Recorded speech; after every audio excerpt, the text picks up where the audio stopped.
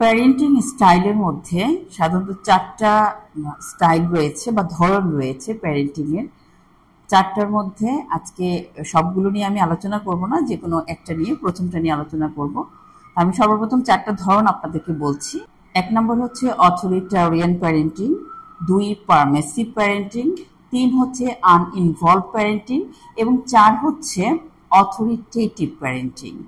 আমরা ধীরে ধীরে সবগুলো প্যারেন্টিং নিয়ে আলোচনা করব, কিন্তু আজকে যে প্যারেন্টিং নিয়ে আমি আলোচনা করছি সেটার নাম হচ্ছে অথরিটারিয়ান প্যারেন্টিং।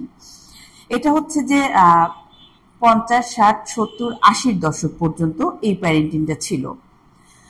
এই প্যারেন্টিং মানে হচ্ছে যে এটার অথরিটারিয়ান প্যারেন্টিং মানে হচ্ছে এখানে কর্তৃপক্ষ বা সর্বময় ক্ষমতার অধিকারী থাকতেন প্যারেন্টসরা। ওনারা যা বলবেন তাই হবে। এই প্যারেন্টিংটা এরকম ছিল, আমি যা বলবো তা, আমি যেটা বলছি সেটাই তোমাকে এখন করতে হবে। আমরা যে সাবজেক্ট চয়েস করে দেবো সেই সাবজেক্টেই তোমাকে পড়তে হবে। হাই এক্সপেকটেশন শিশুদের কাছে থাকতো, এই রেজাল্ট করতে হবে, এটা করতে হবে, তারা খুব ডিসিপ্লিনে চলবে, সমস্ত কিছু বাবা মার ইচ্ছে মতো হবে। কিন্তু এখানে লাভ বা এফেকশনের জায়গাটা কিন্তু খুব কম ছিল। Lack of love, lack of affection, lack of understand their child, শিশুকে বোঝার ক্ষমতার অভাব ছিল। এই অভাবগুলো ছিল, যার ফলে এই শিশুদের কি হতো, আপনার নিজের ইচ্ছার কোনো দাম তাদেরকে দেয়া হতো না। যে একটা কিছু চাচ্ছে, তার যে ফিলিংস, তার যে ইমোশন, তার ইমোশনগুলোকে কেউ অ্যাকনলেজ করতো না।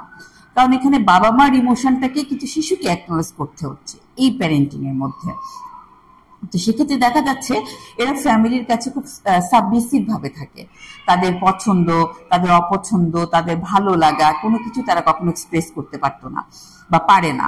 তো গ্রেটার ওয়ার্ল্ডে যখন যায়, যখন তারা বড় হচ্ছে, তখন তাদের মধ্যে যে বিষয়টা হয়, এই যে সাবমিসিভ অবস্থায় ছিল, তখন তাদের সেই অ্যাঙ্গারটা আউটব্রাস্ট হয়।